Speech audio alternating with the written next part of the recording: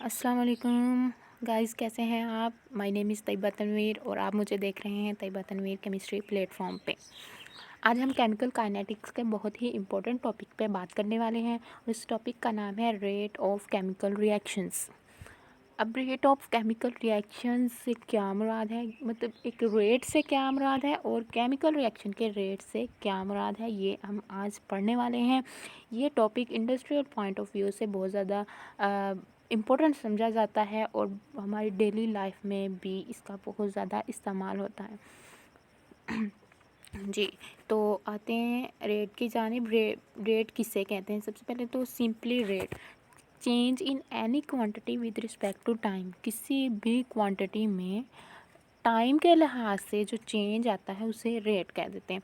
जैसे अगर डिस्टेंस में टाइम के लिहाज से चेंज आए तो इसे हम स्पीड कह देते हैं, ठीक है, इससे हम स्पीड कह देते हैं। इसी तरह किसी भी क्वांटिटी में टाइम के लिहाज से जो स्पीड आए उसे हम क्या कहते हैं? रेट। अब इसी रेट के आगे अगर हम रेट ऑफ केमिकल रिएक्शन लिख दें, यानी ऑफ केमिकल रिएक्शन लिख दें इसी रेट के आगे, तो इसका क्या मतलब होगा? इसका मतलब कि रेट ऑफ केमिकल रिएक्शन मतलब किसी ना किसी क्वांटिटी में चेंज, केमिकल रिएक्शन के दौरान किसी न किसी क्वांटिटी में चेंज। रेट का तो यही मतलब हुआ ना, विद रिस्पेक्ट टू टाइम। अब अगर एक्वस मीडियम में कोई रिएक्शन हो रहा है तो वहाँ पे रेट का क्या मतलब है? वहाँ पे रेट का मतलब है कंसंट्रेशन में चेंज। कंसंट्रेशन में चेंज, किसकी कंसंट्रेशन में चेंज? प्रोडक्ट की कंसंट्रेशन में चेंज या फिर रिएक्टेंट्स की कंसंट्रेशन में चेंज। तो रिएक्टेंट्स या प्रोडक्ट की कंसंट्रेशन में change with respect to time is known as rate of chemical reaction in case of aqueous medium. लेकिन अगर आपके पास कोई गैशियस मीडियम है, ठीक है, होमोजीनियस रिएक्शन है गैशियस फेज में, तो उस दौरान आप रेट कैसे लिखेंगे? उस दौरान जो रेट है वो चेंज इन प्रेशर होगा, चेंज इन कंसंट्रेशन नहीं, change in pressure with respect to time. किस में चेंज? या तो रिएक्टेंट के वॉल्यूम में change with respect to time या फिर प्रोडक्ट के। तो इस तरह से हम किसी केमिकल रिएक्शन को कैसे डिफाइन करेंगे, आइए नीचे देखते हैं। चेंज इन कंसंट्रेशन या फिर प्रेशर, चेंज इन कंसंट्रेशन और pressure of reactants and products with respect to time is called rate of reaction. So rate of reaction की डिफिनीशन में हमारे पास किसी भी रिएक्शन के दौरान प्रोडक्ट या रिएक्टेंट की कंसंट्रेशन या प्रेशर में चेंज को अगर टाइम के लिहाज से देखा जाए तो इसे हम रेट ऑफ रिएक्शन कहेंगे। अच्छा जी, अब हम देखते हैं कि केमिकल रिएक्शंस की रेट के लिहाज से कितनी टाइप्स हैं। Types of chemical reactions according to rate.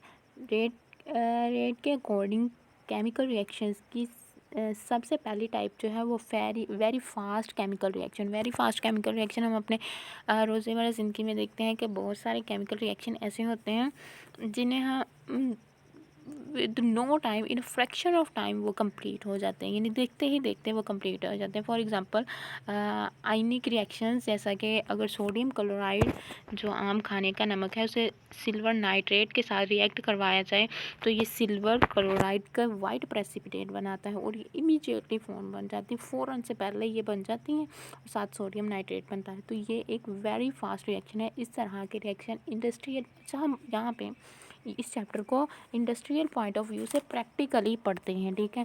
तो प्रैक्टिकली वही रिएक्शन फेवरेबल होंगे, इंडस्ट्रियली वही रिएक्शन फेवरेबल होंगे जो मीडियम रेट पे, मॉडरेट रेट पे वक़ूअ पज़ीर हो रहे होंगे, जिन्हें हम एग्जामिन कर सकते हैं, जिन्हें स्टडी कर सकते हैं। तो इस तरह के रिएक्शन जो बहुत ही कम रेट पे हो रहे हैं, इस तरह के रिएक्शन स्टडी करना हमारे लिए कोई it is not of our interest, ठीक है। इंडस्ट्रियल पॉइंट ऑफ व्यू से ये हमारे ऑब्जेक्टिव नहीं है। सो ये केमिकल रिएक्शन बहुत ज़्यादा तेज़ होते हैं, in a fraction of time ये कंप्लीट हो जाते हैं। कि दूसरी examples, decolourisation of acidified potassium permanganate with iron ions, ठीक है। आयरन फेरक के आयंस जो है, आयरन के आयंस जो हैं उनके साथ अगर पोटाशियम परमैंगनेट को, एसिडिफाइड पोटाशियम परमैंगनेट की डिकलराइजेशन करवाई जाए, यानी उसमें डाला जाए तो ये डिकलराइज कर देता है इसके कलर को। तो ये वाला एक रिएक्शन जो है ये भी वेरी फास्ट रिएक्शन के एक एग्जांपल है।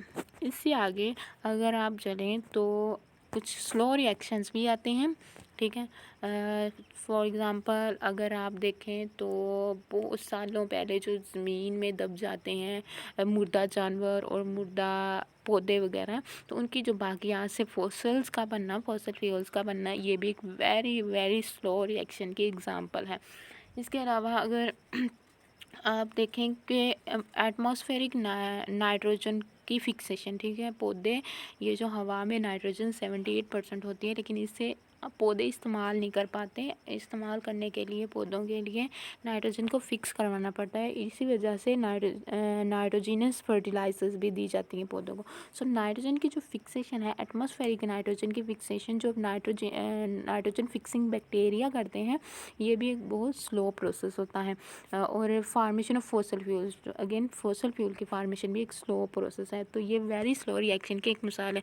इसके अलावा रस्टिंग ऑफ आयरन, आयरन को जंग लगना, आयरन को जंग लगते लगते आयरन का जंग की वजह से पीस ख़त्म, कोई आयरन का पीस है और उसे जंग लग रहा है और वो पीस ख़त्म होते होते हमारे पास सालों लग जाते हैं, 3-4 साल, 5 साल, 10 साल, 12 साल, तो ऐसे सालों लग जाते हैं।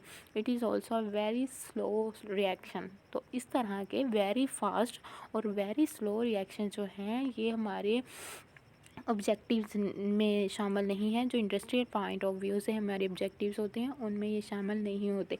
इन दो एक्सट्रीम, वेरी फास्ट और वेरी स्लो रिएक्शंस के, इन दोनों एक्सट्रीम के दरमियान में एक पॉइंट है जो कि मॉडरेट रिएक्शंस हैं, ठीक है। इन दोनों के दरमियान भी रिएक्शंस मौजूद हैं, जिन्हें हम मॉडरेट स्पीड रिएक्शन कहते हैं। और इस तरह के रिएक्शन हमारे लिए अहमियत रखते हैं इंडस्ट्रियल पॉइंट ऑफ व्यू से। ये रिएक्शन मॉडरेट स्पीड पे या फाइनाइट टाइम में, इन अ मॉडरेट टाइम और फाइनाइट टाइम ये कंप्लीट हो जाते हैं। For example all molecular reactions, मतलब हम ह्यूमन बॉडी के अंदर या दूसरे ऑर्गेनिजम्स की बॉडी के अंदर होने वाले रिएक्शंस और दूसरे बायो मैकेनिकल या बायोकेमिकल रिएक्शन, ये सारे के सारे जो हैं ये मॉडरेट स्पीड रिएक्शंस हैं। जो इसके अलावा इंडस्ट्रियली सल्फ्यूरिक एसिड का बनाना या अमोनिया का बनना या नाइट्रोजनस फर्टिलाइजर्स का बनना या यूरिया फर्टिलाइज़र, मतलब इस तरह की जो इंडस्ट्रियल प्रोडक्ट्स वगैरह हैं, ये सारी की सारी बनने वाली जो रिएक्शन है, बनाने वाले रिएक्शन, वो सारे के सारे मॉडरेट स्पीड पे होते हैं और ये बहुत इंपॉर्टेंट रिएक्शंस होते हैं। फॉर एग्जांपल यहाँ पे एक रिएक्शन दिखाया गया है कि नाइट्रोजन और हाइड्रोजन मिलकर अमोनिया बना रहे हैं और ये एक मॉडरेट स्पीड रिएक्शन है। इसमें क्या होता है कि पहले नाइट्रोजन के बांड टूटते हैं आपस में और फिर हाइड्रोजन के भी बांड टूट जाते हैं और फिर हाइड्रोजन और नाइट्रोजन के बांड टूटने के बाद नाइट्रोजन और हाइड्रोजन के बांड की फॉर्मेशन होती है, ठीक है। तो ये एक रिएक्शन है। अच्छा, यहाँ पे मैंने नाइट्रोजन, हाइड्रोजन और अमोनिया, इन में प्रोडक्ट्स और रिएक्टेंट्स के दरमियान डबल हेडेड एरो नहीं लगाया। इट मीन्स कि यहाँ पे हम डबल हेडेड एरो वहाँ पे लगाने की ज़रूरत होती है जहाँ पे हम इक्विलिब्रियम को स्टडी कर रहे हो। तो यहाँ पे हम सिर्फ रिएक्शन की काइनेटिक्स, मतलब इंडस्ट्रियल पॉइंट ऑफ व्यू से देख रहे हैं। तो इंडस्ट्रियली हम वही रिएक्शन जो है वो फेवरेबल होगा जो ज़्यादा से ज़्यादा प्रोडक्ट देगा, हमारी डिज़ायर्ड प्रोडक्ट ज़्यादा दे। तो यहाँ पे हमारी डिज़ायर्ड प्रोडक्ट जो हम बनाना चाहते हैं वो अमोनिया है। इट मीन्स हम फॉरवर्ड रिएक्शन को ही लेंगे, यहाँ पे हम सिर्फ फॉरवर्ड रिएक्शन को ले रहे हैं।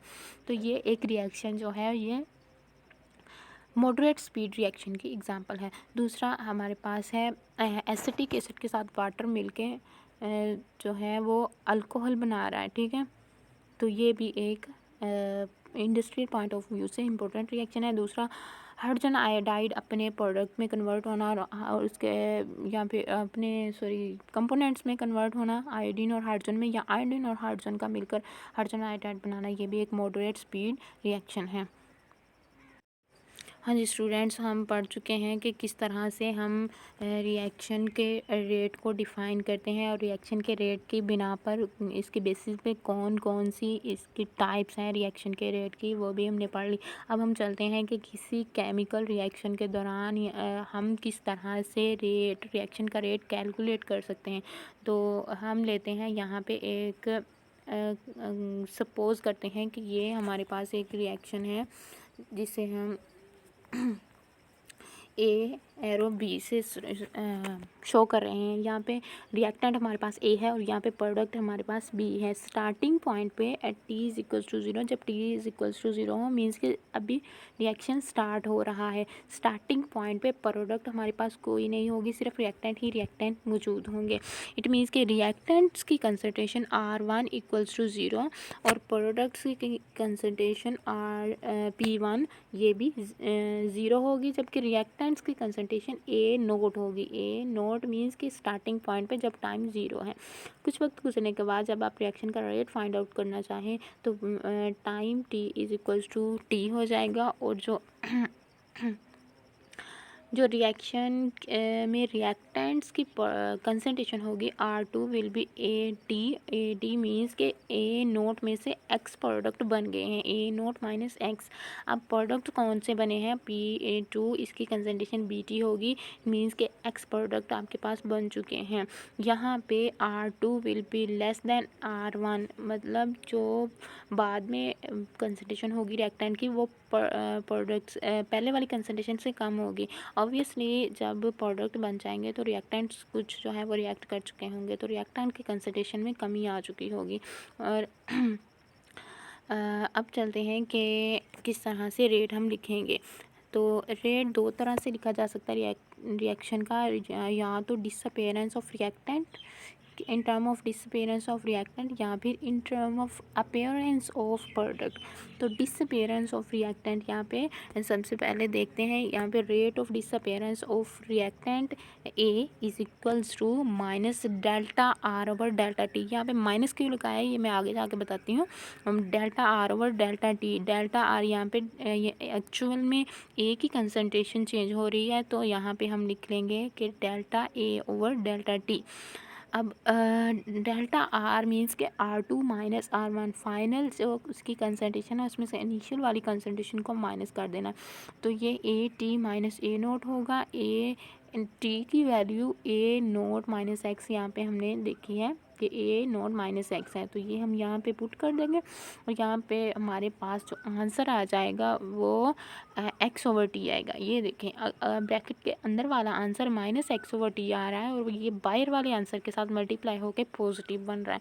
यहाँ पे ये नीचे नोट में बताया हुआ है कि rate can not be negative, so in the case of reactants negative sign must be applied in the rate disappearance expression of reactants. यानी कि जब हम किसी रिएक्शन के रेट को in terms of disappearance of reactant describe कर रहे हूँ तो उस वक़्त हमें रेट एक्सप्रेशन में नेगेटिव साइन इंट्रोड्यूस करवाना होता है ताकि रेट पॉजिटिव हो जाए। फॉर एग्जांपल जब आप लेट्स सपोज बाइक पे जा रहे हैं और कोई आपसे पूछे कि आप कितनी स्पीड पे जा रहे हैं, तो आप ये तो नहीं कहेंगे कि -60 की स्पीड से जा रहे हैं, -40 की स्पीड से जा रहे हैं। तो इट मीन्स कि आप स्पीड के साथ या रेट के साथ नेगेटिव साइन अप्लाई नहीं कर सकते, ये रेट नेगेटिव नहीं हो सकता। यहाँ पे रेट को पॉजिटिव बनाने के लिए नेगेटिव साइन लगाया है, मतलब इसलिए लगाया है नेगेटिव साइन क्योंकि रिएक्टेंट की कंसनट्रेशन कम हो रही होती है with respect to time, reactant की कंसनट्रेशन कम हो रही है।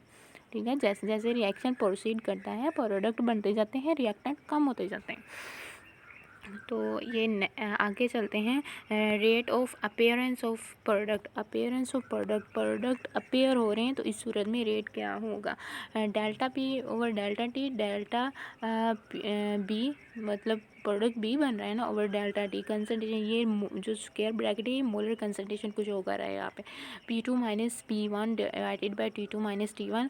P2 फाइनल प्रोडक्ट जो है वो BT है और इनिशियल ज़ीरो है। यहाँ पे पुट कर दो B minus zero over T, B T over T equal to X over T. Here we introduce positive sign because the concentration of product is increasing, क्योंकि विद टाइम के साथ साथ concentration जो है वो इंक्रीज़ कर रही है, सो यहाँ पे हम पॉजिटिव साइन इंट्रोड्यूस करवाएंगे, यहाँ पे नेगेटिव साइन नहीं लगेगा। तो फाइनल जो रेट रिएक्शन का रेट है उसे हम इस तरह से ज़ाहिर करेंगे कि अगर आप रिएक्टेंट के फॉर्म में ज़ाहिर करना चाहते हैं इन terms of disappearance of reactant तो लिखेंगे -D over concentration of A divided by by T D T, या फिर दूसरे रिएक्टेंट बी के टर्म में भी लिखेंगे तो माइनस, यहाँ पे माइनस साइन, सॉरी ठीक है, ठीक लिखा हुआ है, माइनस डी और यहाँ रिएक्टेंट ओवर डी टी। तो अगर प्रोडक्ट की फॉर्म में तो फिर आप पॉजिटिव साइन लगाएंगे, और ये रिएक्टेंट और प्रोडक्ट दोनों का आंसर सेम आ रहा है, एक्स ओवर टी। तो यहाँ पे rate of reaction is equals to X over T. ठीक है, पिछला रिएक्शन हमने देखा जिसमें स्टिचोमेट्रिक कोफिशिएंट जो है वो दोनों प्रोडक्ट और रिएक्टेंट के बराबर थे, 1 1 लिए होते। यहाँ पे ये एक रिएक्शन है जिसमें स्टिचोमेट्रिक कोफिशिएंट जो है वो डिफरेंट लिए हुए हैं। तो इसमें देखते हैं कि हमने रेट एक्सप्रेशन कैसे लिखना है। At T is equals to 0, starting point पे जब टाइम 0 होगा तो R1 equal to a note और R2 P1 is equals to 0। जब रिएक्शन प्रोसीड होगा और उसके बाद टाइम टी पे आके R2 will be equal to a T और equals to a naught minus 2x। यहाँ पे हमने पीछे पढ़ा था कि x लिखना है, ठीक है, जहाँ पे स्टिचोमेट्रिक कोफिशिएंट 1 था।